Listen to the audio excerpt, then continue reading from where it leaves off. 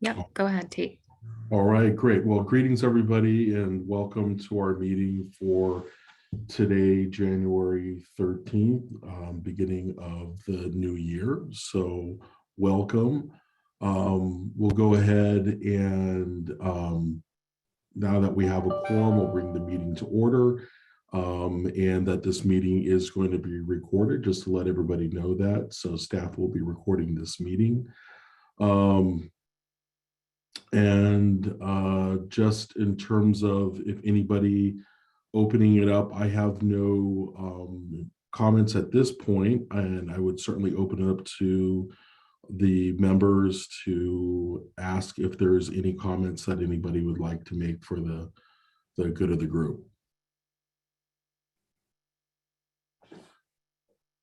And I don't see any hands raised from the public.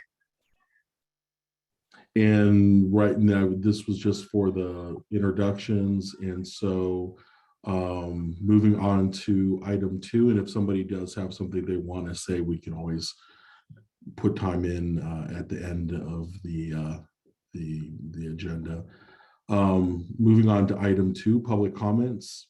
Is there any members that wish to make a comment related to an item that is not on the agenda? Any member of the public will have 3 minutes. If we could just see by a raise of hands if there's any members of the public who have non-agenda public comments. I don't see any hands raised, Tate. All right, great. And if there are any questions or comments from the members, just in case anybody who may have just come in late. All right, great. And let's move on to item number 3, approval of meeting minutes. Tate, if I could make we just have a couple quick announcements from Sandag we wanted to make under the comments, if that's sure. Okay. Okay. Okay. So first off, we wanted to just provide some information about the REAP 2.0 program that's coming from the state. So this is the Regional Early Action Planning Grant Program. I think you all are familiar with the REAP 1.0 program that we've been implementing over the last couple of years. And through REAP 2.0, Sandag is expected to receive around $43 million of formula funds from the state. And you may have seen a recent announcement from HCD about the ability for Sandag to apply for an initial 10% of those formula funds. And so we're working on our application for that. And just wanted to let all the TWIG members know what to expect. So as we, receive this advance funding, then we'll be working very closely with you all to figure out how we want to spend the remainder of those funds. It's really focused on implementing our regional plan and our SCS, advancing our housing goals, as well as our goals around climate, VMT reduction, and social equity. So we're anticipating having some regional initiatives underway, as well as a competitive program to allocate a lot of the funding out to our local jurisdictions and other partners. So we're really excited about that. And then one other brief announcement, and I'm going to introduce Adam Fiss from our team. He may be a new face to many of you, but he's a planner here at Sandag on our Sustainable Communities team, and he has just a quick announcement about our Housing Policy Leadership Academy. So Adam. Yeah, thank you, Allison. This is my first time speaking before this group, so thank you for having me. As Allison said, my name is Adam Fiss, and I'm a regional planner with Sandag. I'd just like to take a moment of your time to introduce 2 exciting new housing programs that Sandag has been developing with LaSar Development Consultants over the past few months. And I'll drop in our chat the webpage for all that I'm talking about right now. So on February 15th, Sandag is hosting a 2-hour virtual forum for participants to gain an inside view on state and federal housing legislation. The forum will feature a review of current state legislation, policy trends, and forecast issues to watch for in 2022. So since this forum is taking place near the end of the state legislative deadline, it will provide a really exciting opportunity to look forward and see what to watch for. Hassan, Chair Blakespear, and Supervisor Lawson Reamer will provide keynote addresses, and we are contacting members from the community to serve as panelists. The second program I want to introduce is Sandag's Housing Policy Leadership Academy, or HPLA. For the Academy, Lasar is leading a 10-session program that will provide a deep dive into the housing world. There will be two cohorts of up to 40 people, so 80 people in total, each starting in March and occurring on the second and third Wednesdays. Participants will become experts in advancing and accelerating housing production. It is also our intention that participants will be able to form connections within their cohort that will enable the training of local leaders in moving forward to a pro-housing development agenda. So we hope to attract developers, nonprofits, faith-based organizations, and advocates to help build these relationships and develop a much deeper dive into these issues and to develop more understanding. So the website is now live. As I said, I'll drop that into the chat. Registration for the forum and application for the HPLA are available online. And we are now just beginning a big marketing push for these programs, and we hope you can participate in them. Key dates, again, February 15th for that 2-hour forum, and then the week after registration closes for the Academy, which will begin the following month. Thank you for your time. And Adam, if I could ask if you, sometime after this meeting, could either put that in an email, or you and Allison, and send it to all the members, so we just have that key information in terms of your contact information and when those key dates and how we can participate. And I assume we can then disseminate that to our organization and then others that we may know, such as nonprofits and so forth, that may be interested. Absolutely, that'd be much appreciated. Thank you. Great, thank you. Allison, are there any other reports that staff would like to make, or is that concluded? Those are all our announcements. However, I do see a hand raised from the a member of the public now, Catherine Rhodes. Sure. We'll go ahead and just in terms of public comments, and allow Catherine 3 minutes. Okay. Catherine, you should be able to speak now. Wonderful. Thank you so much. This is Catherine Rhodes, and for you regional planners, I actually have a way for Sandag to have more money coming into Sandag and into the region instead of being hoarded. And what I'm talking about is, the airport revenue. Back in 2002, the San Diego County Regional Airport Authority was created mainly to put onto the ballot for a move of the airport to Miramar, and to also create the airport land use compatibility plans for the 16 regional airports. So they put it on the ballot, everybody said no, and then the final land use compatibility plan for NAS North Island was completed in 2020. So they actually finished what they were doing. And the reason why they split the money from the port to the airport, of course, was to have money to create a new airport. And so, for many years, the airport would try to say that it would be illegal to use airport funding offsite the airport for mitigation.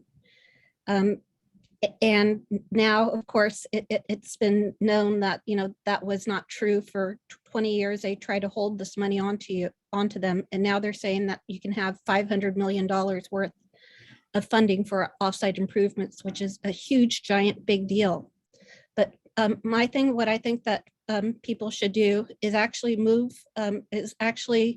let the airport authority do things similar to the Metropolitan Transit District and North County Transit District, and they run the programs. But I believe that the land use and CIP projects and CEQA level projects for the airport should be moved to Sandag. And then a way to fund the central mobility hub would be to annex like the port property or the port headquarters directly across from the rental car center. And then you would actually have, if you annex the land, it would be considered airport property. And then all the airport revenue would be able to be used for that. So what I'm trying to say is I'm hoping that somebody would put forward a law to let the regional airport authority be in charge of daily operations of the airport, but Sandag to take over the funding, the billions of dollars in hoarded funding all these years, so that we can have a world-class transportation in San Diego instead of only a world-class airport. Thank you so much. Thank you, Catherine, for your comments. And do we have any other members of the public that wish to make non-agenda public comments before we move on? I don't see any hands raised. All right, well, that will conclude that, and we'll move on to the reports part of our agenda today. Item number 4, we are going to be discussing the Pro Housing Designation Program. We have HCD staff today. Tate, can we approve the minutes before we move on to that? Oh, I'm report? sorry, I moved right on. It's okay. Item number 3, approval of the meeting minutes for the November 10th, 2021 meeting minutes. Can I have somebody who can make a motion in a second for approval? City of Imperial Beach. And Jeff Murphy making the motion to approve. Can I have a second, please? I'll second City of Imperial Beach. Thank you, Megan. We have a motion and we have a second to approve. Are we just going to approve with a show of hands, or do you want a verbal? I'll do the roll call vote for the record here, Tate. So we'll move through this quickly here. So for the City of Carlsbad, Jeff Murphy. Aye. City of Chula Vista, I believe we have Laura Black here today. Aye. City of Coronado, Jesse Brown. Aye. For the County of San Diego, Rami Tele. Aye. Thank you. For the City of Del Mar, I believe their reps are absent today. City of El Cajon, we have Noah Alvey. Aye. Our new rep for the City of El Cajon.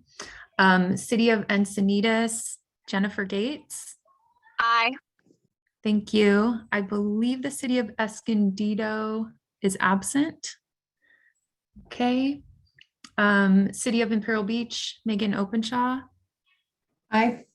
Thank you. City of La Mesa, Carrie Kusiak. Absent. Abstain. Okay. I abstain. Thank you. Absent. City of Lemon Grove, we have Bill Chopic. I think I heard abstain there. Okay. City of National City, Martin Reeder. Aye. Thank you. City of Oceanside, Russ Cunningham. Abstain. Okay. City of Poway, Dave DeVries. Aye. Thank you. City of San Diego, Tate Galway. Aye. City of San Marcos, Joe Faraci.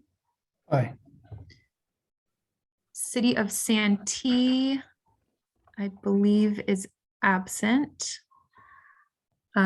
City of Solana Beach, also absent today.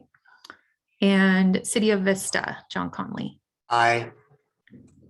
Thank you. So that passes with those voting aye and those abstentions that will note for the record. Thank you. Great. Thank you, Allison. All right, let's now move on to the reports part of our agenda today. Item number 4, Pro Housing Designation Program. We have staff today from the Housing and Community Development Department for the state of California, Weston Starbird and Chelsea Lee. HCD staff will be providing an overview on the pro-housing designation program, which incentivizes jurisdictions in compliance with state housing element requirements and the benefits of enacting pro-housing policies. I'll go ahead and turn it over to HCD staff to make a presentation. Just before I start, I just want to see, are there any members of the working group that would have any questions before we start? No. Let's go ahead and I'll turn it over to HCD staff to make a presentation. Thank you. Thank you, Tate. Just want to make sure, are you able to hear me all right? Yes. Great. And everyone can see the presentation, hopefully. So good afternoon, everyone. My name is Weston Starbird. I'm with the Housing Policy Division at HCD. I'm a policy analyst who's currently on loan with the Land Use and Planning Unit to help provide some support and technical assistance and do some of the presentations for our pro-housing designation program. Today, we're going to be providing you an overview of the program. This will include information on the mechanics of application scoring, general guidance on how to apply for the program, timelines, expectations, and how to engage with our technical assistants. I'm also joined today by senior program, or Chelsea Lee, who is the program manager for this program. And she'll be here to help answer any questions you might have. All right, now for the quick overview of the program. The pro-housing designation regulations were enacted as part of the 2019-2020 Budget Act. That bill was AB 101. The program development began with framework paper, followed by webinars and feedback with various stakeholders.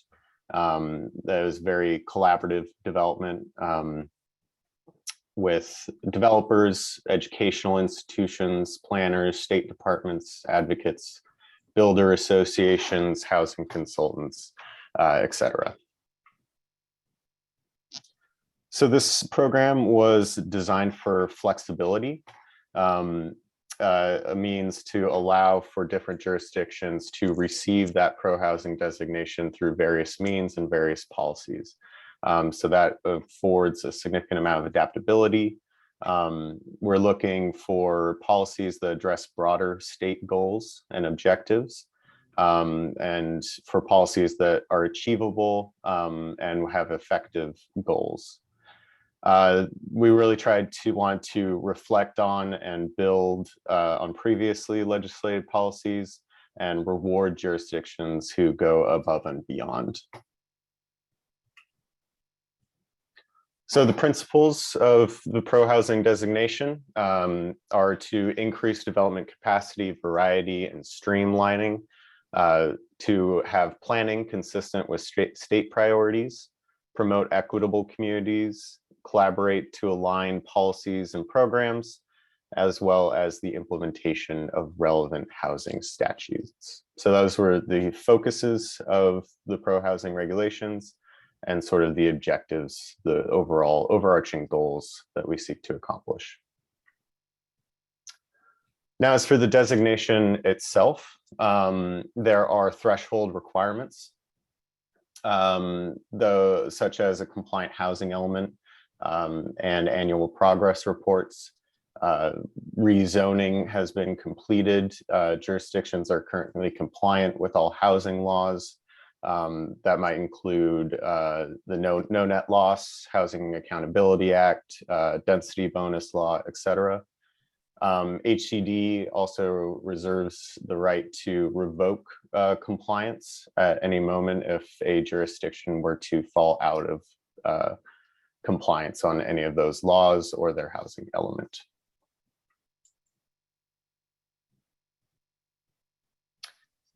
Now, as for the scoring requirements, so in order to receive a pro-housing designation, a jurisdiction must score a minimum of 30 points across 4 categories. Those categories being favorable zoning and land use, accelerating production timeframes, reducing construction and development costs, as well as providing financial subsidies. We also provide enhanced scoring. So the demonstration of these policies that align with our principles, or providing additional points for going above and beyond the policies that are laid out in the regulations.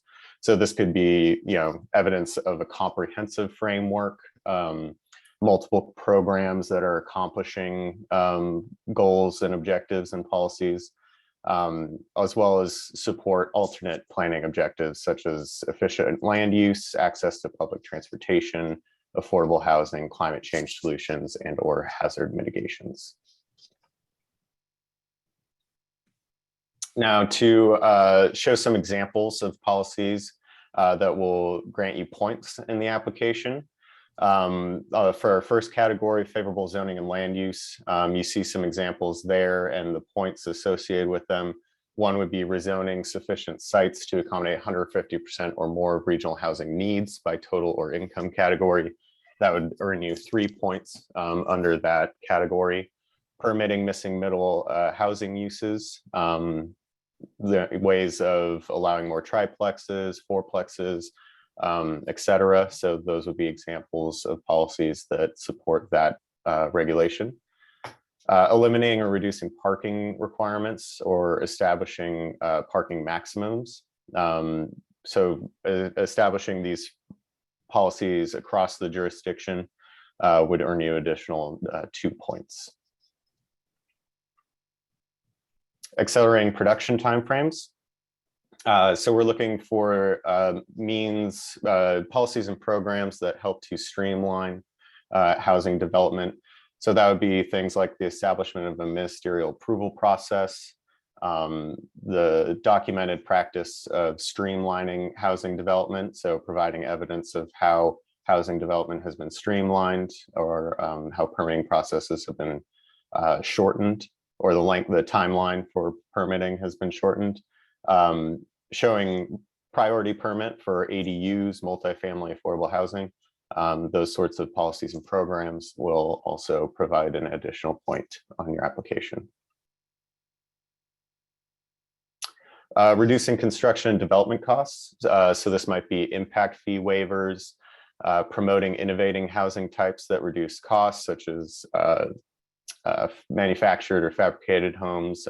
Sort of those sorts of policies would help get you points there. Reducing transportation related infrastructure costs, or pre-approved or prototype plans for missing middle housing types. So different ways that planning has provided an easy way for developers to use plans to develop that missing middle. That would earn you additional points separate from the favorable land use and zoning category. And finally, in the fourth category, providing financial subsidies, local housing trust funds, ADU grants, low interest loan programs, land donations, so a program to identify land donations through the surplus land program. That would earn you 2 points under that category. A demonstrated use of enhanced infrastructure financing districts, the existence of those EIFDs or the existence of a process for creating those EIFDs. Those are policies and programs that would give you points under this category. And then before I move on to enhanced categorying, one other aspect of this application is that in order to meet the threshold criteria to get designated as pro-housing, you do need to score at least 1 in each of the 4 categories. And then we look at how you can reach 30 points, that minimum requirement in order to be designated as pro-housing. A little bit more on the enhanced scoring. So like we said, we're looking for policies that are comprehensive. So you see double points for unified, multifaceted strategies to promote multiple planning objectives. That's where, if we see that holistic approach, comprehensive approach, we're going to provide you additional points. So that would give you 2 extra points for each policy. So that can happen multiple times, ways that you've promoted location efficient communities that go above and beyond even what our pro-housing regulations say. We want to make sure that we can reward jurisdictions for those efforts. And the enhancement scoring is a way for us to do that. Designation benefits. So why get pro-housing?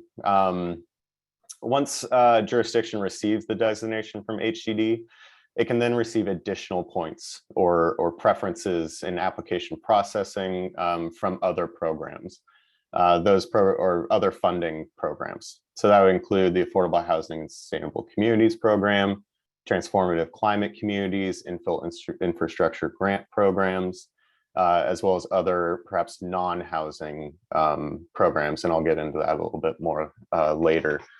But we want to use pro-housing in these other programs as an opportunity for jurisdictions to gain points towards those programs by being pro-housing. How this is going to roll out is going to be different depending on the funding program. For instance, some of you may know HCD or the Strategic Growth Council began their listening sessions for Cycle 7 of the Affordable Housing and Sustainable Communities program. Pro-housing was a topic that was introduced in those listening sessions. So that will be an ongoing discussion as SGC begins to formulate their new guidelines. And we've been involved with that process in other programs as well. So here's an example of a pro-housing jurisdiction and how our scoring review typically will look like. So as you can see, they scored a total of 32 points. So that's 2 points beyond the minimum 30. They have points in each of the categories. So for zoning and land use, they scored points, accelerating production, reducing costs, financial subsidies. Each of those categories has a score. They also got enhancement points throughout those categories. So they also showed examples of greater location efficiency or multifaceted approach.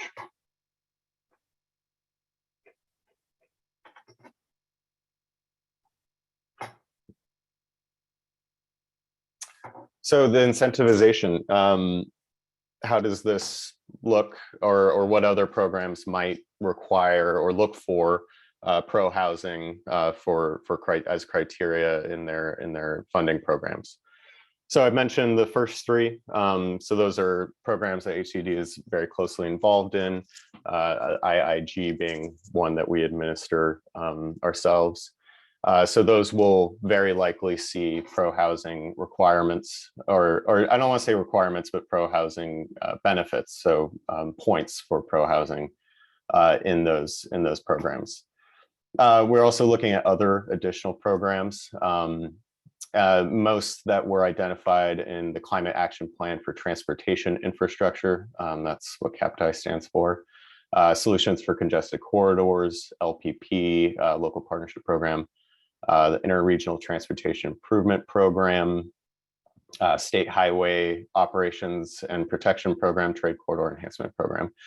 So those are CTC, California Transportation Commission programs, and we've been involved in their workshops for updating their guidelines, which began fall of last year, providing presentations to those stakeholders, those transportation stakeholders and agencies, about pro-housing and how we might integrate pro-housing criteria into those funding programs. With varying degrees of success, we've gotten a lot of feedback from stakeholders in those workshops, and we're going to continue through this year, continue those discussions to see what requirements might be held. I also on there is the Transit and Intercity Rail Capital Program. And that one I just wanted to highlight because we have now gone through that guideline process and included pro-housing language in some of their evaluative criteria. They have the screening criteria, which will have housing element compliance, which TIRCIP already had. But now in its evaluative criteria, does a jurisdiction have pro-housing? That will be included in that program. It was easy for that program because they already had housing related policies, specific housing related policies to score on previously in the last cycle of that program. So it was a very natural fit for us to just move those specific policies that TIRSIP looked for to change it to just pro-housing. And so it'll make it easier for a lot of these programs. HCD will maintain the list of pro-housing designated jurisdictions. CTC, when they're evaluating their programs, they can come to us and we can say yes or no, they are pro-housing. And so it'll help processing those grants and considering those policies a little bit easier for them. As of now, HCD has received applications from the City of Sacramento, LA County, and Placer County. As per our regulations, we have 60 days to respond. Now, I want to clarify that by saying that we have 60 days to respond. That does not mean we have 60 days to say yes or no, you are a designated pro-housing, or your application meets the minimum requirements. It's much more of a working relationship with these applications. We've received applications and then we'll send back comments and questions, ask for more information here to clarify certain aspects of their application, trying to make sure that we're getting all of the information that we need to see these policies that have been implemented into your jurisdiction, or have a planned implementation, and see evidence of that. We're providing all of this sort of technical assistance through the HCD inbox for pro-housing policies at hcd.ca.gov. So please, if you have any questions after this meeting, you can forward your questions to that address. We also have an FAQ available along with the text of the regulations, a sample PowerPoint, much like this one. You can find those at hcd.ca.gov/community-development/pro-housing. All right, and with that, I would be happy to take any questions. Or I will ask if Chelsea has anything else that she would like to add. No, I think you pretty much covered it all, Weston. Thank Great. you. Yeah, open for any questions at this time. Great, thank you, Weston. Thank you, Chelsea. I had just two quick questions, and then I will open it up to the working group. My first question is just to confirm that you need a approved, in our case, City Council resolution before we can submit. Correct, yes. So a pro-housing resolution passed by the city council in your case would be required. Yes. And we do, sorry, Tate, real quick, and we do have a template for you available on the website as well, to kind of expedite language. That's pretty much the template that will straight ahead approve if you use that version. So definitely recommend using that version for folks. Do you recommend getting letters of support? We don't require them, but we're happy to receive letters of support if you'd like to send them in as well. Okay, and then my last question, and I'll open it up. So I understand there's 60 days that you have to respond. Do you have an absolute deadline as to when you will stop taking applications? Do you want to take that one, Weston? Yeah, no, we don't have a deadline for accepting applications. We are accepting them on a rolling basis. So as soon as you can complete the application, you can send it in. Great, thank you so much. I will open it up to the members of the working group if you want to raise your hand, and I'll have Allison, if you could let me know if anybody has their hand up, if you have questions.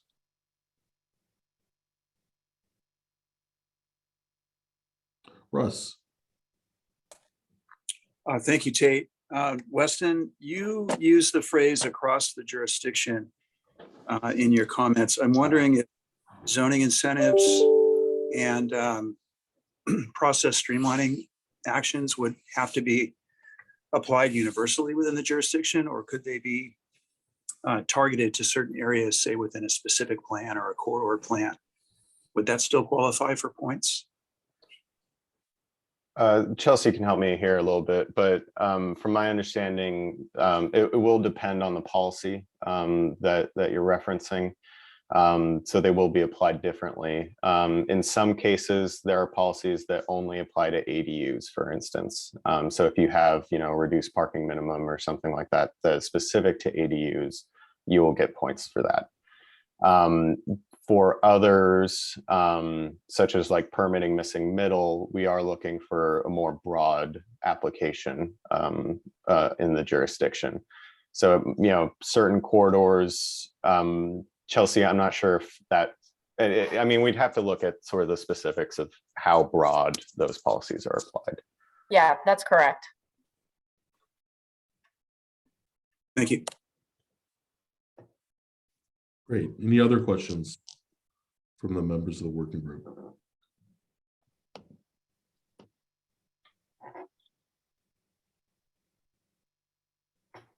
And not seeing any other questions, I just want to thank you so much for taking time to speak to us, and we certainly encourage and welcome you to come back. Any other updates that you want to talk about these programs or any others, or just to give us updates, would certainly be appreciated. And of course, I would certainly invite you to stay for the rest of the meeting and participate. I know we have a couple questions perhaps on coming up on the agenda. I don't know if you might be able to help us or at least hear some of our questions. So again, thank you so much, and look forward to seeing you in the future, and you're welcome to stay for the rest of the meeting. Thank you much. Thank you very much for having us. And I definitely encourage people to check out that FAQ at our website. And if you have any questions, don't hesitate to email us. And let me just ask Allison, just before I let you go, are there any questions from any members of the public that are participating? I don't see any hands raised, Tate. All right. Well, again, thank you so much. You bet. Let's move on to our next item, item number 5, Senate Bill 9 and Senate Bill 10. There has been some resources that were attached to the agenda that went out.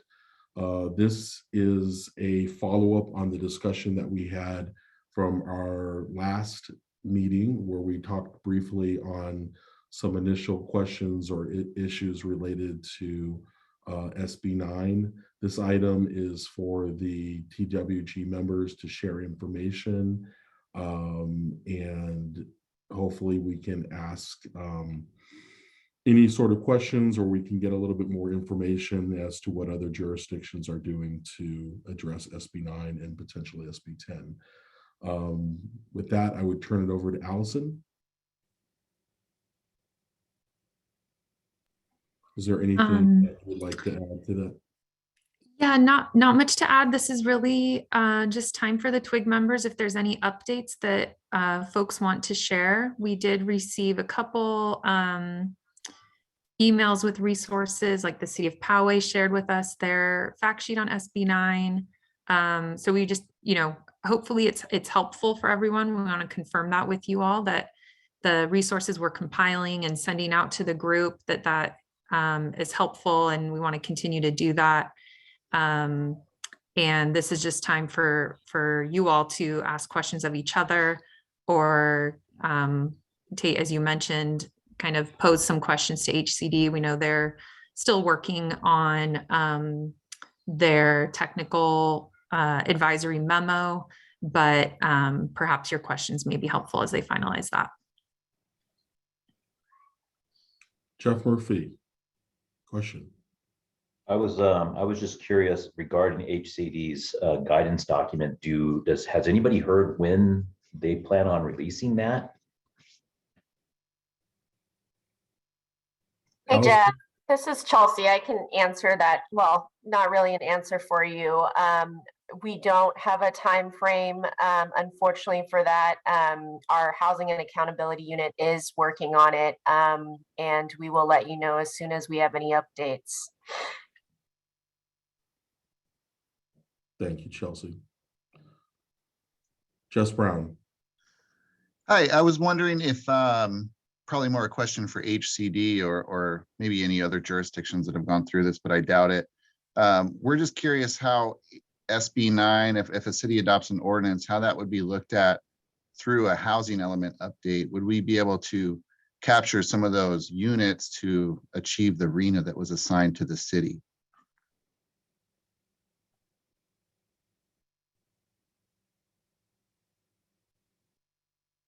Yeah, hey Jesse, Chelsea again. Unfortunately, we don't have an official position on SB 9 right now, so we're not able to provide specific guidance on that until our technical advisory memo is released. Okay. Yeah, I mean, you'd think that they would count because the zoning has changed and the units can be built, so it would just make sense. Thanks. We'll keep an eye out for that, Jesse, if we see anything on our end that we can pass along to the group.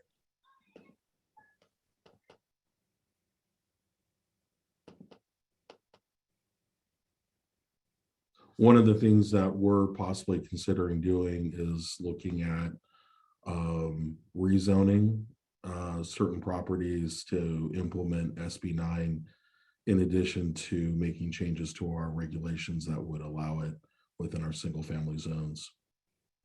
I don't know if anybody else is considering looking at rezones.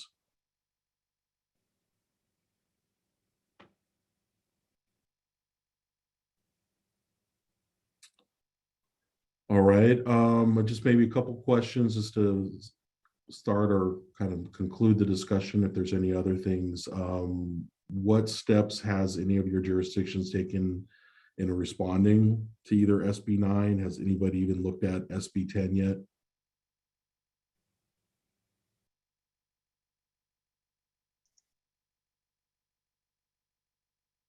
I'll jump in. For the city of Coronado, we've adopted an ordinance addressing SB 9 and got some regulations on the books that's currently effective. I think it became effective last week, but we did not take any action on SB 10. I heard the city of San Diego recently did, or the mayor at least said that they did. That would be news to me. We're certainly moving forward with SB 9, and we're going to be having regulations on that.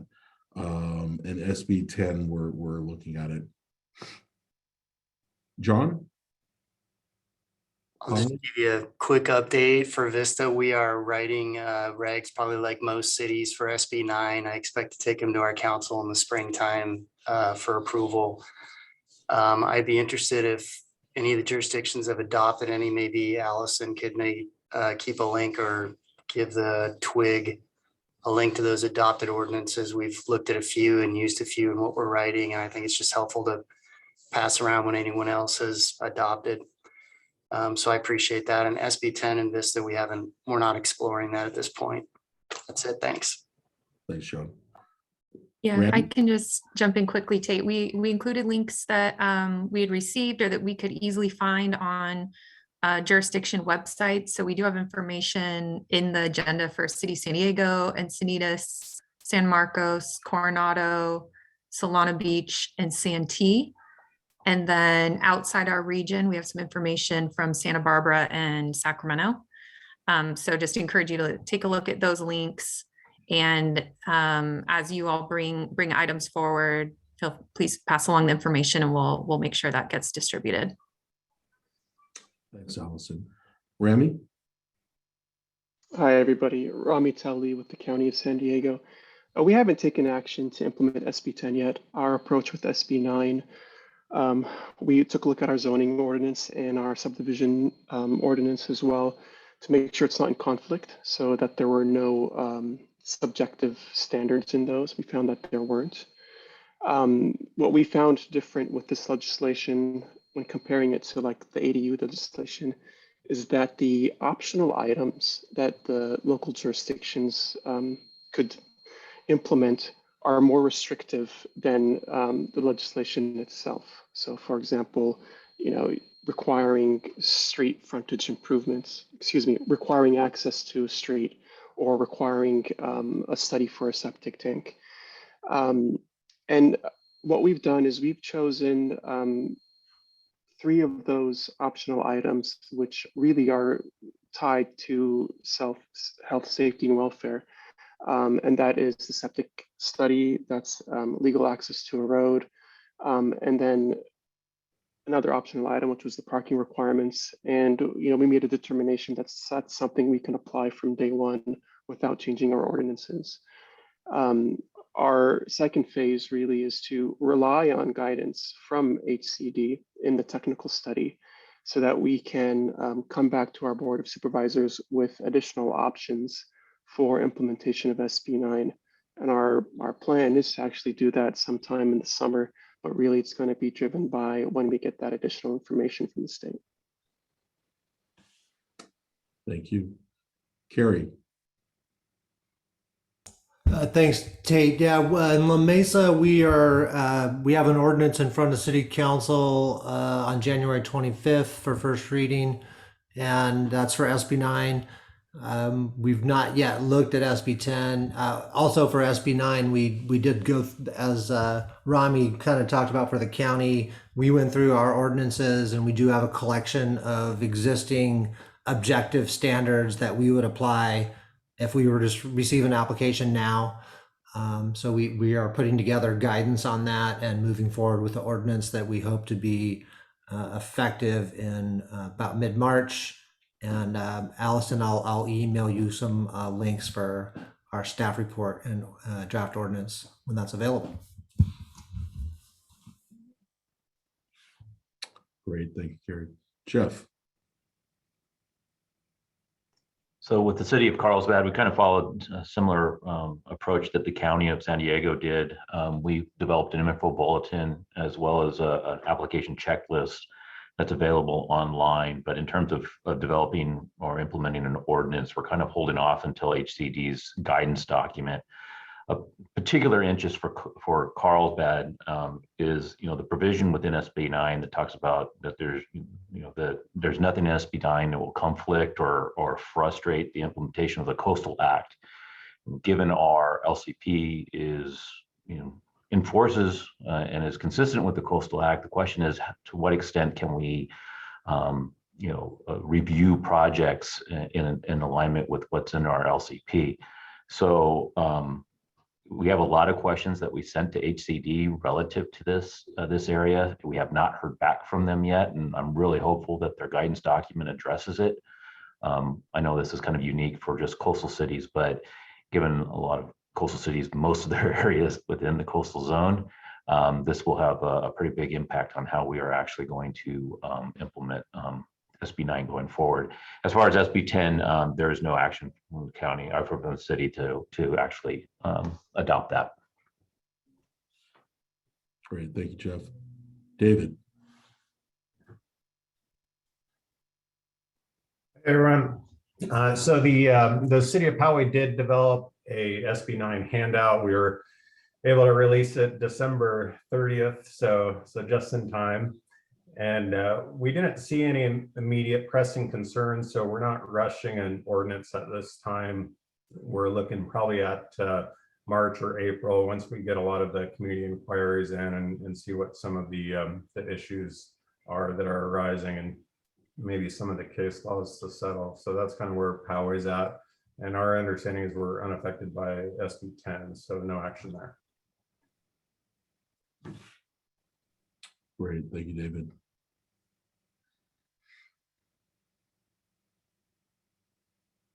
Any other comments from other jurisdictions? Rami. Thanks for the opportunity to speak again. I did have a question for the group. So how are jurisdictions with historic districts or historic landmarks handling SB9 implementation?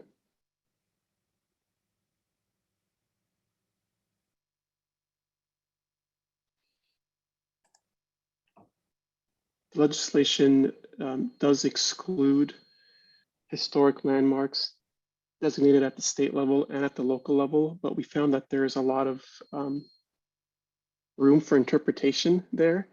We do have a situation that's a bit sticky for us. We're working through that right now. But I was just wondering if there are any established districts in any of these jurisdictions and what considerations were made for those areas.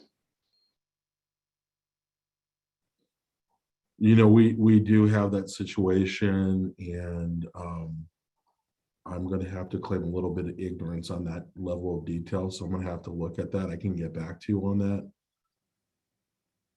I don't know if there's others that are dealing with that as well. Thanks. Tay, this is Carrie in La Mesa again here. We do have a historic district in La Mesa, and we have a few designated landmarks, and we essentially just in our draft ordinance, we just follow through on that exclusion and say that those properties where there's a designated landmark or that are within that historic district are not eligible. So that's what the La Mesa ordinance is doing. Carrie, if I may ask a follow-up question, in these areas, do you have like an established process where these sites have to go through some type of historic review if they're making additions, or if it's a district, was there a survey conducted, and is there an identification of contributing sites and non-contributing sites, and is the application of SB9 the same for either one of those?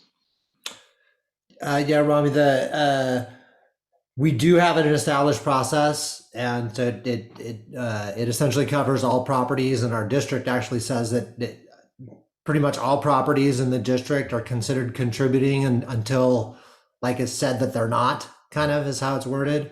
So right now that's not happened to my knowledge. So we're looking at it just applying flatly across the district to all properties within the district.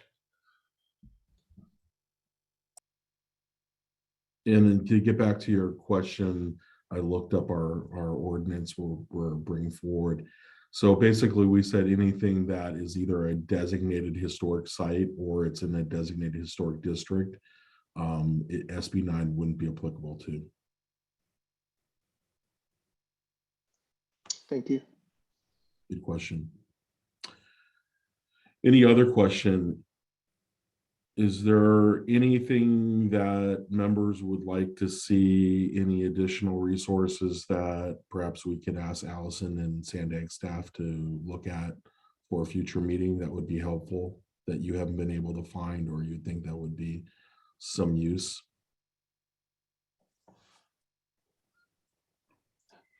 And one thing I'm thinking, Tate, and the next time we send out resources, we'll be sure to call out, you know, I've heard coastal issues and historic issues as a couple key topics. If there's other key topics like that where we find examples that address those issues, we can be sure to call that out in the information that we send out. Yeah, and I would certainly echo the comment about being able to include this for our, as part of our next adequate sites for our arena. I think that would be helpful once we get some more clarification from HCD. Sounds good. All right. Are there any public comments for item number 5? No hands raised. All right. We'll go ahead, and that was just an information item. We'll move on to item number 6, which is our active solicitations for Housing Accelerated Program, the Transnet Smart Growth Incentive Program, and the On-Call Sustainability Communities Consultant Services. Today we have Sandag staff, Jenny Russo, who will be presenting that information. I'll go ahead and ask Jenny to give us a presentation when she's ready. Good afternoon. Hi. Hi, let's see, I'm gonna get this all the way up for you guys. While he's doing that, so I've been here before, just a different face, I guess. My name is Jenny Russo. I'm the grants program manager here at Sandag. And we've been working over the last 2 years to consolidate all of our grant programs under one umbrella. So I will be a face for if you're looking for a name to remember all things grant related, it would be mine. So I'm here today to talk to you about our active solicitations that are out right now that you folks are interested in, which is our housing acceleration program, as well as our smart growth incentive program. And then also to talk to you about BidNet, which is our system that we're using to collect and disseminate information. So you can go to the next slide for me. So BidNet Direct, this is a procurement software that we're using to help streamline how grant programs are disseminated, a central place for you to find all of your information. It does require registration, but registration doesn't cost anything, and you can have multiple registrations per agency.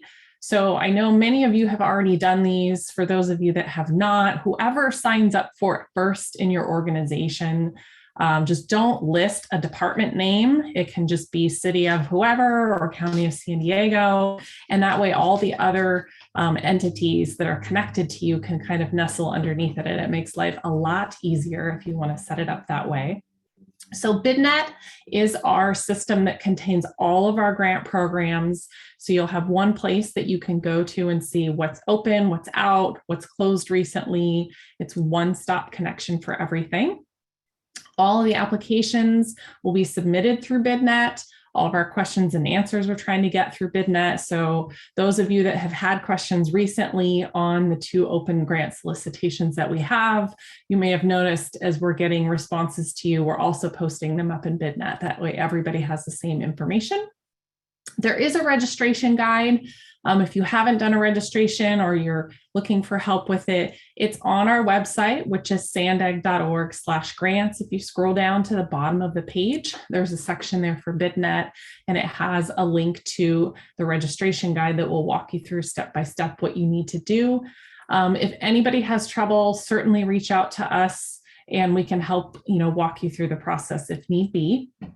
And I have just about finished a navigation guide that will tell you kind of how to walk around the system. It's pretty intuitive, but in terms of when it comes time to submit an application, or if you're wondering how do I ask a question and things like that, it will be similar to the registration guide. It will have screenshots and arrows and things pointing you to where to go and what to do. But the system is pretty intuitive. But once I finish that, should be here in the next week or so, I'll post it on the same grants webpage so that everybody has it there for a reference guide. Next slide, please. So this is the home page of BidNet. It's a web page. So if you go up there right now, this is what you will see. We have 3 active grant programs that are out. One that just closed the other day for our mini grant program. So everything will be listed on here, as you can see on this slide, with the date that it was published, what date that it closes, and all the information is going to be listed through there. So this is all of our active ones. There's a tab, as you can see, that says close. So if you wanted to see past ones, they will auto archive in the system and they'll be shown there. So this is a good place, like I mentioned, for you to see everything that we have that's out. As you can see, we also have our environmental mitigation program that's out right now. So it's a one-stop place for you to go to see everything related to the grant opportunities that we have. Next slide. So then just to focus really quickly on the ones that you all would be most interested in. The first one is our housing acceleration program. We came here, I want to say in October, perhaps, or November, and released this. So this one is very connected to the HCD program and information you folks just heard about. This is a planning only grant program as of right now, this first cycle, and it's to accelerate housing production. And there's a $125,000 basically guaranteed grant that you'll get if you submit an application, you meet the minimum eligibility requirements. We've got the dates up here on the slide for you. Applications are coming right up. They're due on the 21st, which is next Friday. We are streamline the process in terms of what needs to go in the application, trying to make it as easy as possible. So you notice there's a quick turnaround from when you submit your application to when you'll hear the results of it. We're anticipating coming back through the Regional Planning Committee on March 4th to release the results, and going to the board on March 11th. So it's really moving quickly. This program does have that really tight expenditure deadline of June 2023, which is why it's moving so quickly. So we're anticipating getting everybody their grant agreements and work started as early as April 11th. Next slide, please.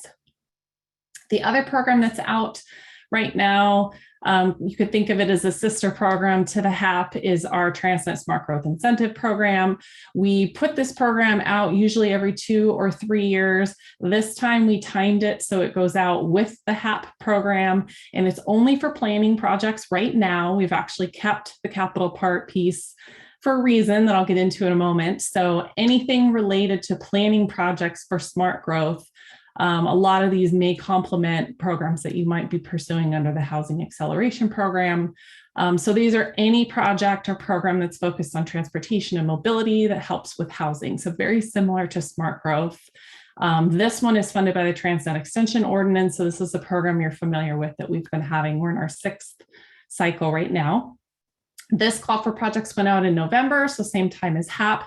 It's a little bit longer deadline for it because it doesn't have the tight expenditure deadline. So applications for this one are not due until the end of February, so you still have quite a bit more time.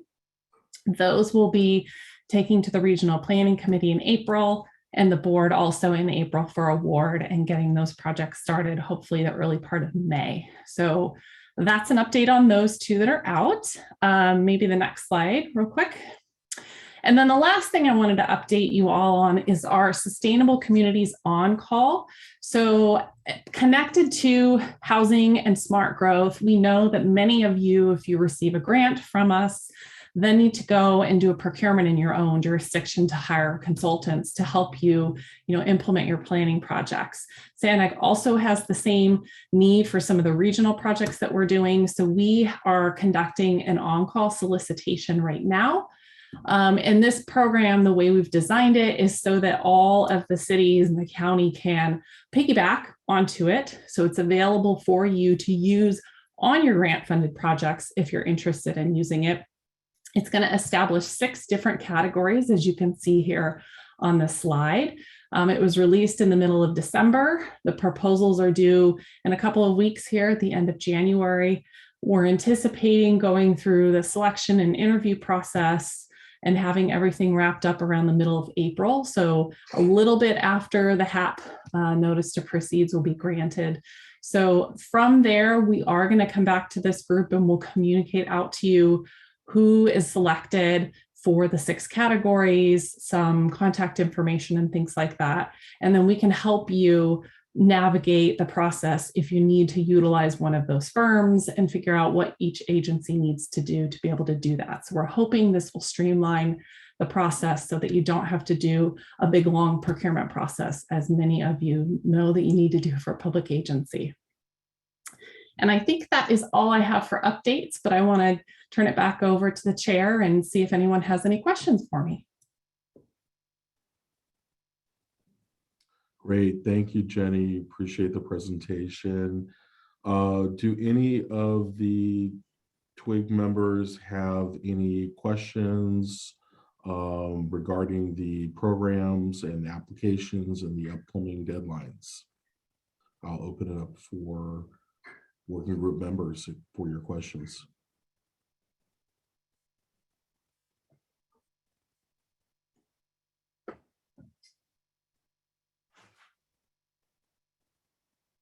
Well, I can just say it's really exciting.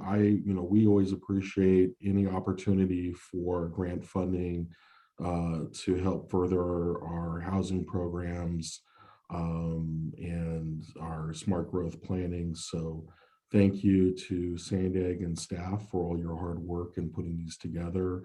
Look forward to using the BidNet. I know sometimes a little bit of change, and there's always going to be a few hiccups getting used to a new system, but hopefully that helps improve the processing of this as well. And just maybe I have a quick question before we move on to the next item. When would you expect to issue the notice to proceed for the smart growth incentive programs? Smart growth, yep, there you go. The early part of May is what we're anticipating. So about a month behind the housing incentive.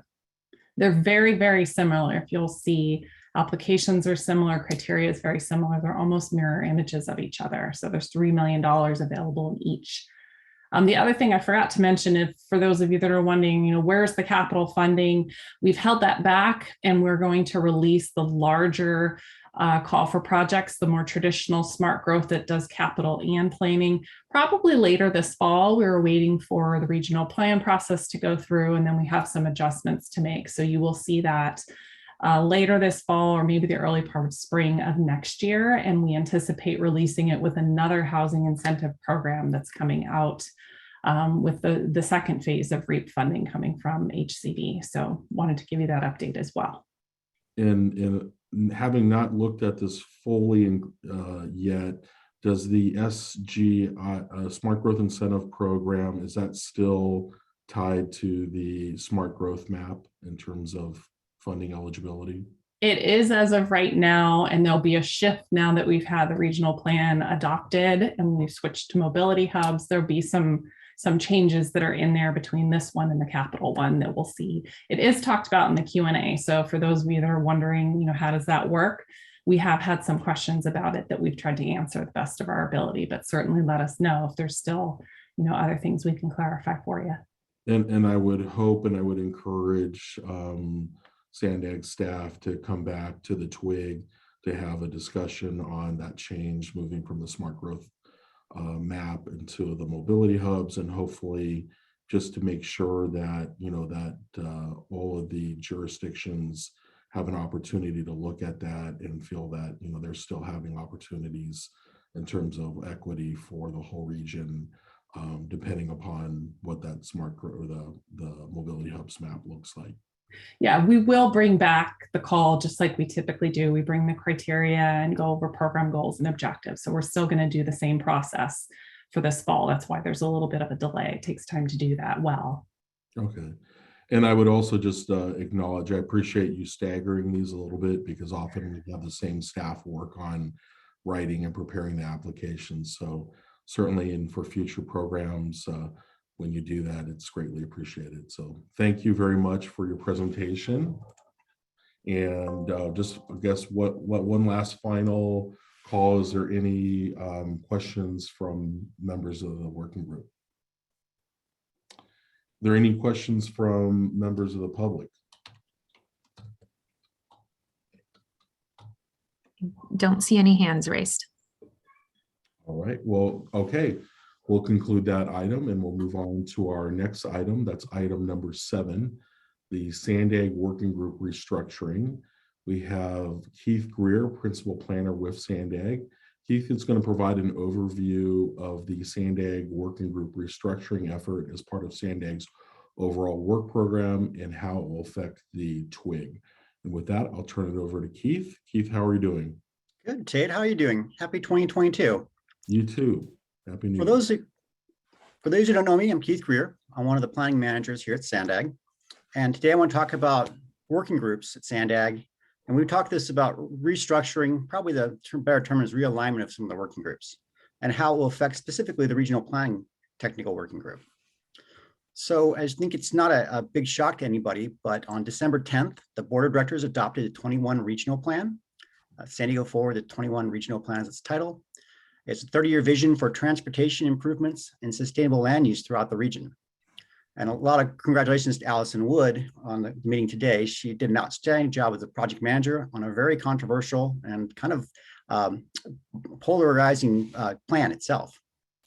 So now in 22, we turn to implementation. And there are many, many action items in our, what we call nearer term actions in Appendix B of the plan. And we've been looking ahead and seeing what kind of structure and support the Sandag board and the policy advisory committees of the board will need with the implementation of the regional plan. One of the items we've been looking at is this efficiency and the realignments of some of the working groups. So we have about 24+ working groups at Sandag. And for those of you that get confused with all the working groups at Sandag, I completely understand and sympathize with you. We have things known as working groups. We have things known as technical advisory committees. We have things known as subcommittees, task force, and they're kind of all over the place. But in general, the working groups are there to support the PACs with policy recommendations. They're there to provide a forum for discussion around topical items, such as plans and policies and programs. And they serve as a kind of a collaboration. And I've seen that today when you're talking about the various ways your various jurisdictions are implementing housing policy.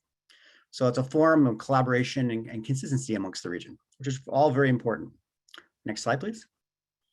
But we've also seen the problem with the working groups is there's way too many of them right now. Some of them meet too often. Some of them actually haven't met in 2 years. There's a general, some of lack of quorum, so they can't even have working group meetings, even though all the effort is set up to establish them beforehand. Some of them have lacking meaningful agenda items. They're dated and they no longer are relevant in terms of the current practices.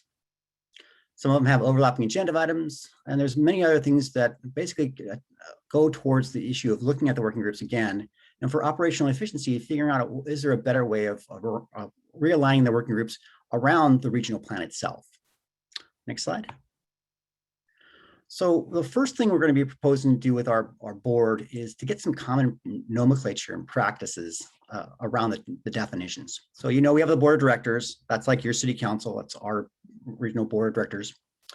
And many times the Sandag board themselves want to break off into smaller groups and address certain topical items. For example, we have a litter abatement subcommittee of the board members. We have a housing subcommittee of the board. In the past, we had an airport connectivity subcommittee. And that's what the board does, and that's what they continue to do as they want to generate around certain topical items. Below that is the policy advisory committees, or what we call PACs. And the PACs are identified by state law in terms of various topics that they address. You're most familiar probably with the Regional Planning Committee, addressing all things land use and planning. We also have Transportation Committee, we have a Borders Committee, we have a Public Safeties Committee. There's no proposed changes to any of the PACs at this time. Like I said, they are identified in state law, and even though we've talked about combining some PACs, we haven't gone down that route. What I do want to talk to you about is the next level, which is the working groups that help support the PACs. We also have a terminology that we've been using in the past, technical advisory committees or technical task force. Those are also helping to support staff in their recommendations to working groups. So let me talk about a recommendation that we're going to go forward with and discuss with our executive committee of the board in February. Next slide. So looking at all the issues that we've had in the past with the working groups, we're going to be making a general recommendation that says that there should be one working group that reports to each of the PACs. So instead of the multiple working groups, all with the different topical items reporting to the PACs, we're going to propose to streamline that to one working group. That working group is a Brown Act group. You see it no different than in the past of all the other working groups. They're all Brown Act. They're all Form 700, which means there's a conflict of interest forms. The change for you specifically on this working group is we're proposing that the working groups be chaired by a member of the policy advisory committee in which they report to. That chair would be a non-voting member. And that's consistent with other working groups, not necessarily this one, but other working groups which have a chair from the PAC. And the idea there is to have ownership by the board member, whether it's a board of directors member or the policy advisory committee, that they both have ownership of the topic coming before them, but then they also have education so that the working group members help educate that board member, which then gets brought on to the board of directors meeting itself. We propose that in other areas, we propose technical advisory committees, and whether they're generated around a certain specific project. For example, we had the Bay Shore Working Group, technical working group in the past that would go to become a Bay Shore Bikeway Working Group would become the Bay Shore Bikeway Technical Advisory Committee. We also have working groups, or currently there's kind of general regional coordination working groups. The one I'm thinking about top of my head is the military working group, where they're not around a certain project, they're around a certain topic, in this case, military coordination with the region. The technical advisory committees have much more flexibility. We're proposing that they don't be Brown Act. They can be standing meetings, or they can be provided in terms of quarterly meetings or ad hoc, depending. So the working groups or the technical advisory committees themselves, the task force, do not vote, but instead provide technical input directly to staff for ultimately for the working group consideration. So you're kind of going saying, okay, what does this all mean to me for a technical working group? So next slide. Let's skip over this one and go to the next one as well. So what does it mean for the technical working group? So in February, we'll be discussing with the Board of Directors Executive Committee to stand up 2 new working groups. One is the Mobility Working Group, which will report to the Transportation Committee. And they will replace, if you know, the City County Technical Advisory Committee, or CTAC. That working group will replace CTAC. And they'll deal with all the mobility issues. For your working group, we would propose to stand up a new working group called the Sustainable Communities Working Group. It will replace the Regional Planning, report to the Regional Planning Committee, and will replace TWIG. It would help implement the Sustainable Community Strategy of the regional plan.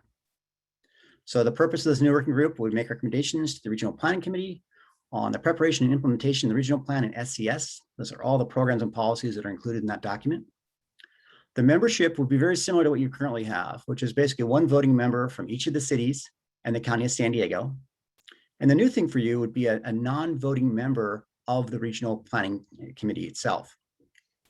That member would chair the meeting, but they'd also get ownership of the issues. We haven't identified this yet, but we're also going to be proposing that there's some memberships to stakeholders that are important to this area, such as housing, environment, social equity, and possibly military. More of that we haven't fully fleshed out what the stakeholders would be, but that gives you some more technical expertise on your committee itself. The Brown Act, it would still be a Brown Act meeting.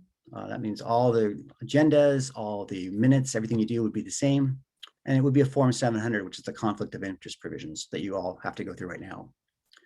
The duration would be a standing working group. All working groups are reviewed annually by Executive Committee of the Sandag Board, so that would not change at all. So underneath that working group, reporting and topical items would be this whole series of technical advisory committees, such as the Shoreline Preservation Working Group will become a Shoreline Preservation Technical Advisory Committee. EMP Working Group would become the Environmental Mitigation Program Technical Advisory Committee, et cetera. What it was looking for Transportation Committee, I'll just show you the same structure as being proposed for Transportation Committee. Next slide. Or actually, just go to slide black, please. So Technical Advisory Committee, there we go. The working group for the Transportation Committee would be the Mobility Working Group. They would be focusing on the transportation network itself and all those program and policies related to the mobility. Everything else would be exactly the same as being proposed to Sustainable Communities Working Groups.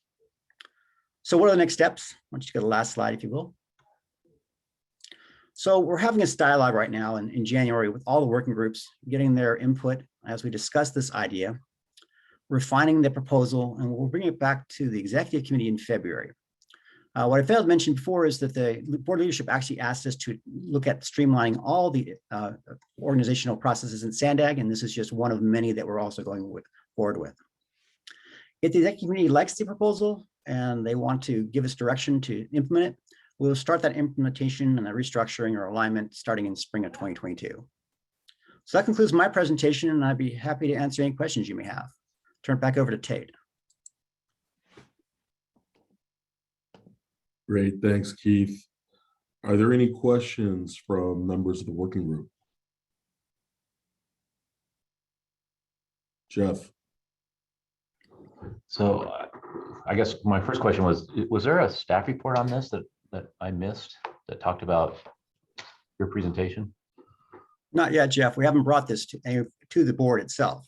That will be something in February. What we're not doing right now is just having a discussion about the proposal. So okay. This is just staff's ideas. We're sharing those ideas, getting feedback, and helping us refine our proposal to the Executive Committee in February. So are you looking for a recommendation eventually? Well, when are you going to come back to this group for a recommendation, or are you not asking for a recommendation? We're not asking for a recommendation right now. What we're asking for is there any feedback you'd like to give us when we're considering bringing this to the Executive Committee itself.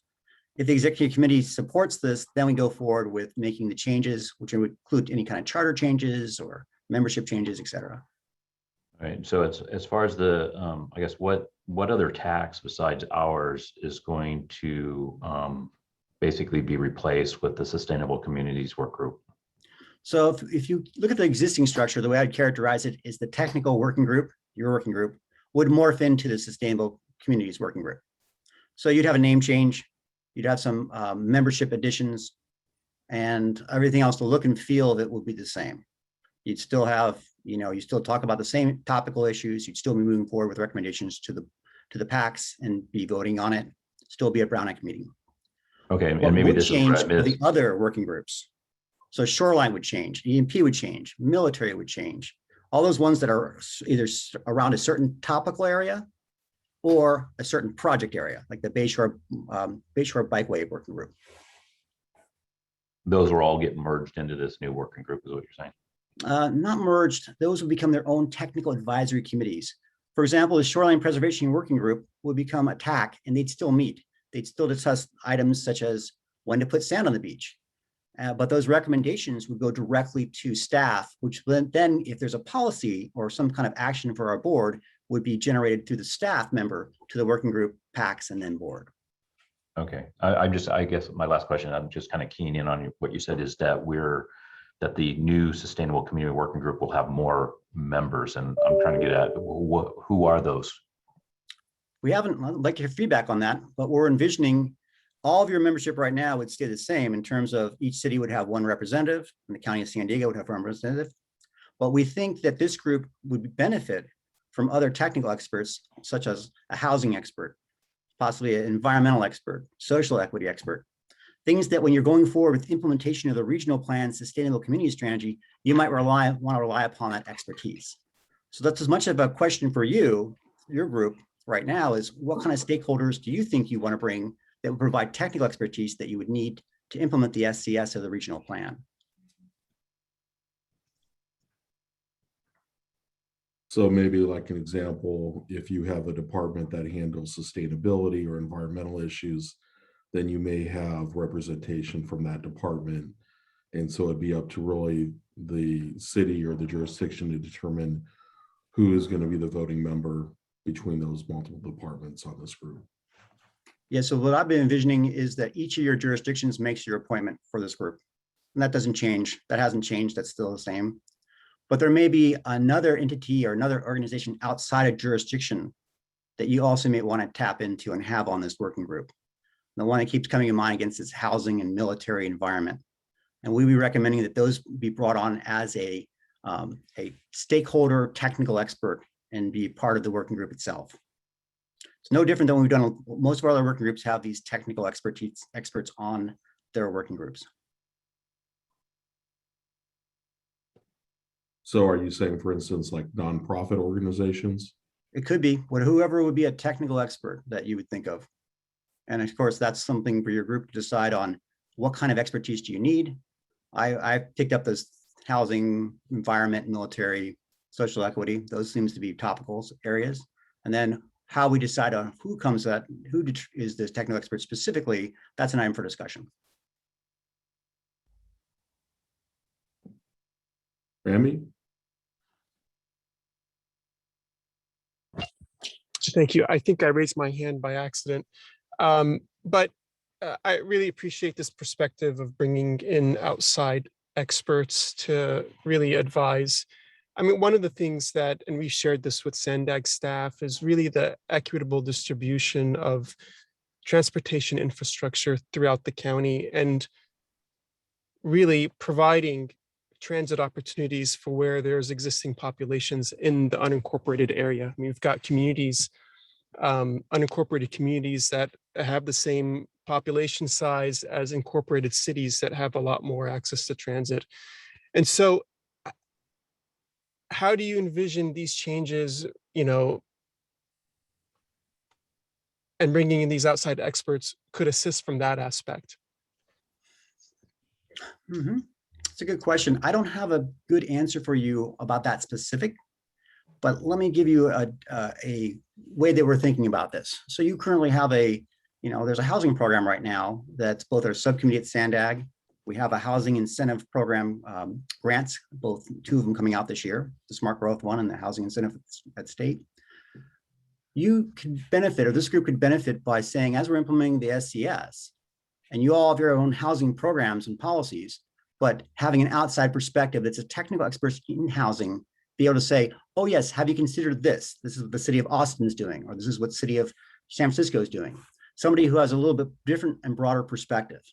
And I think that's the kind of idea of saying, if we have 3-4 additional technical advisory committee members brought to this group that I believe you'd benefit from that.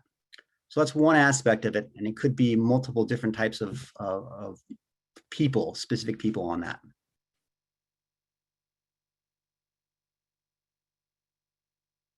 The upshot really is you help craft who's going to be on this committee.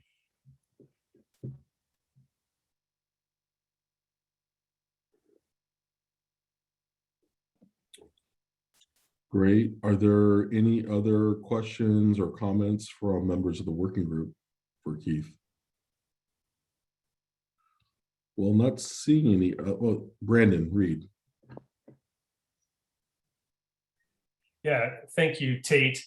I was just wondering, because the sustainable community strategies, one of the biggest things is around GHG reductions.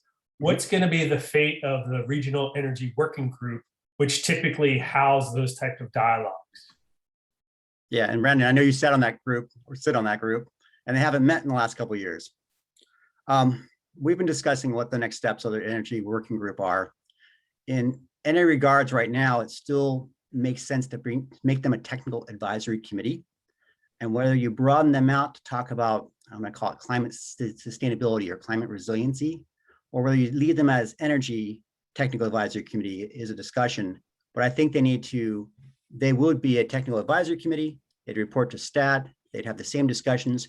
And I'm hoping is that as we have the opportunity to make them a technical advisory committee, we'd broaden their charter out to talk about GHG reduction methodologies, talk about sustainability and climate programs. That's my vision of it. We haven't gotten that far along.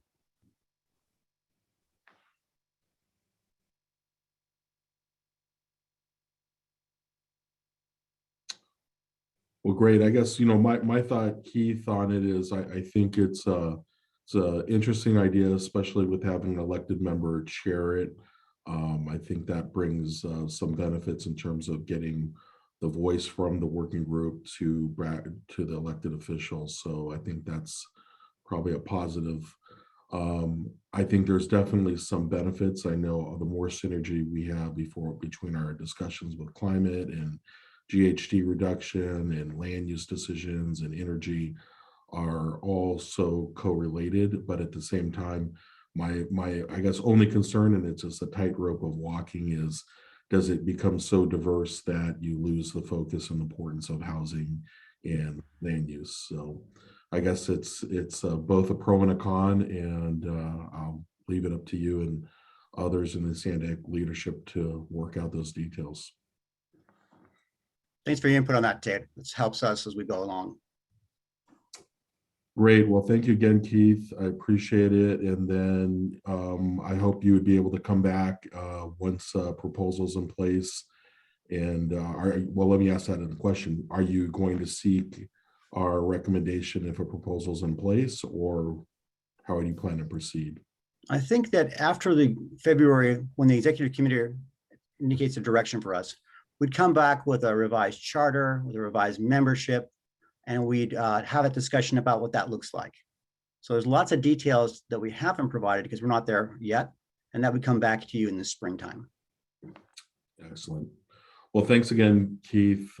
Any final comments, questions from members of the working group? Are there any comments from any members of the public related to this item? Not seeing any or hearing any. Thank you, Keith. We appreciate it. Let's go ahead and move on to item number 8, our 2022 meeting schedule and membership roster. Allison is going to lead us through that discussion on our current meeting schedule and roster, as well as request that working group members email Sandag staff with any updates or corrections to the membership roster. And I'll turn it over to Allison for more detail. Thanks, Tate. You pretty much covered the item right there. Just wanted to point out that we have the meeting dates for 2022. This doesn't reflect any of the restructuring that we just talked about, but we're planning for typical twig meetings for now until we have any other direction. So we'll continue to meet at the same time on the second Thursday of the month. We have started sending out Outlook appointments to all of the members. So if you are not receiving those, or if there's other staff that should receive those, please let us know. Nikki Zanchetta from Sandag is organizing those. So, please notify her if you haven't been receiving them and would like to.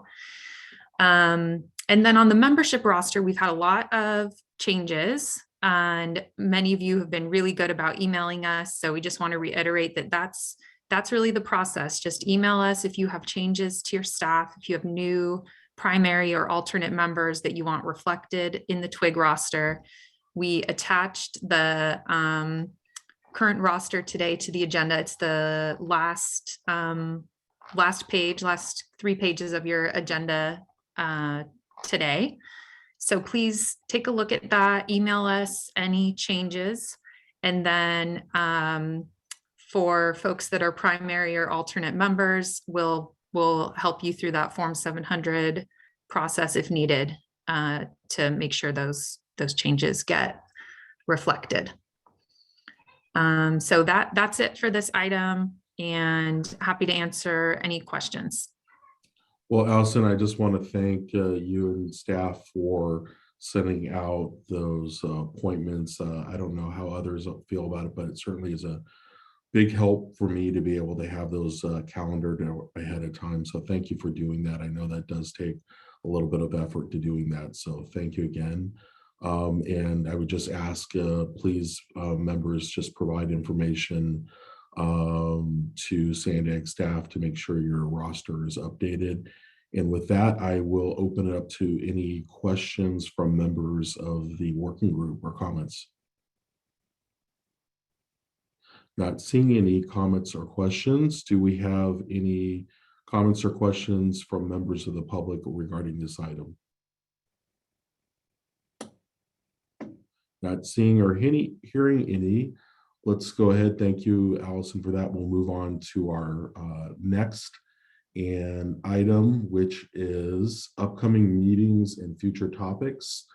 Our next working group meeting is scheduled for Thursday, February 10th at 1:15. Members are asked right now for any suggested topics for next meetings that you may have. So I would open it up to the working group. Are there any discussion items or action items that you would like to put on either next month's agenda or an upcoming agenda? Or if you could email staff with any suggestions, that would be appreciated. I'll open it up to members of the working group for any comments on this item.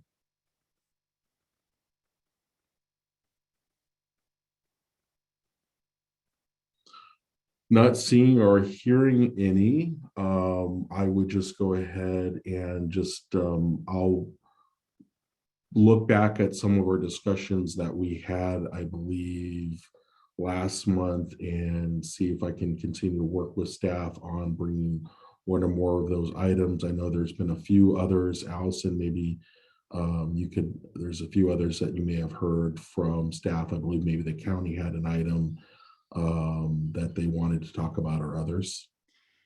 Yeah, so a couple items that we have kind of on our radar for the next few months. One is related to the question during the grant discussion about mobility hubs and transit priority areas, SB 743, kind of talking about all of that related to implementation of the regional plan. So that's an item we want to bring and hear from jurisdictions on how they're utilizing TPAs and how the regional plan and our other work can sort of support and complement all that work. So that's one topic, and the county has expressed interest in participating in a discussion on that. The city of San Diego, we've heard from some staff from the city as well about participating in a discussion on that, or presentation. And then other items that are on the radar for the next few months would be related to that REAP 2.0 program that I mentioned, kind of getting those conversations going on how we want to prioritize those dollars and how they get spent, and how those future call for projects for later this year would get implemented. So those are a few topics that are on the radar. We also, have done a lot of case studies kind of in the past, just sharing some of the great work that jurisdictions are doing. So if there are major planning efforts that you complete that you want to bring to the twig just to highlight and share for information, I think those are helpful, have generally been well received in the past as well. Great. Thank you, Allison. I look forward to those discussions. Any other comments before we close this item? All right. Any comments from members of the public regarding this item? All right. Seeing and hearing none, we'll go ahead and move to item 10, which is our final item. It's the adjournment. I don't believe I need a motion or a second. So with that, I will go ahead and adjourn today's meeting. Thank you very much, everybody, for participating. Thank you, Allison and staff. Bye, everybody. Thanks.